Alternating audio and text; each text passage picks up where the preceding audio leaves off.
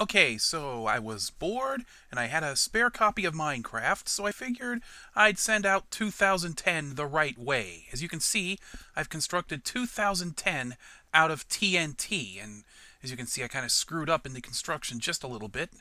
I also dug out a line of TNT underneath the numbers, so this should have been a really big explosion. And I've got my line of redstone, which I didn't quite know how to use, as you'll discover. Also dug out my little obsidian hidey hole, which should withstand just about anything short of attack nuke. And was just putting the finishing touches on it just to be safe, a roof and what have ya. Then I looked at the side wall, discovered this probably wasn't a good idea. Maybe if this gets blown off, I'd still take damage and die. So I figured I'd better dig myself another wall of obsidian just to make sure I had enough chance of surviving this blast. It isn't a very big blast. I know there are bigger blasts available on YouTube. They're like 10,000, 15, 30,000 blocks of TNT at once. This isn't like that. This is just also because my computer probably couldn't handle that kind of explosion. This is just me clowning around and deciding to send off the year with a bang, literally. Let me build my other wall here. And I decided not to dig out the floor because it would be easier to dig my way out from the bottom than it would be to dig through this obsidian. It takes about 15 to 20 seconds to dig through obsidian, as you'll soon discover. Anyway, here's my line of redstone, and the way I had it understood, I had to just take a pressure plate here,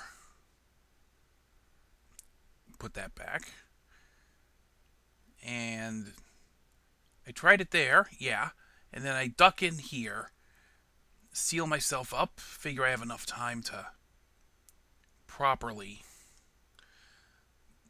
Oh, the torch is blocking me. Get out of here. Alright, now we wait for the lag to kick in. Cue Jeopardy Think music. Apparently something went wrong, so I have to dig my way out of here now, and I'm going to go right through the obsidian just to make sure I can see what I can see. And as you see, this takes a long time, and I'm using a diamond pickaxe. So, yeah, I used invetted to get myself all this TNT, which you see is still standing.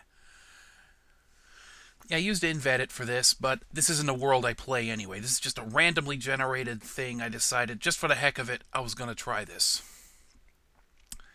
Wait.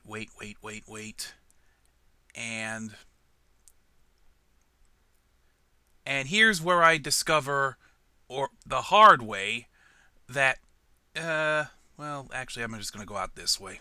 Only have to break one more block doing this. This is where I discover that the pressure plates work. You have to maintain the pressure on the plates in order for it to work.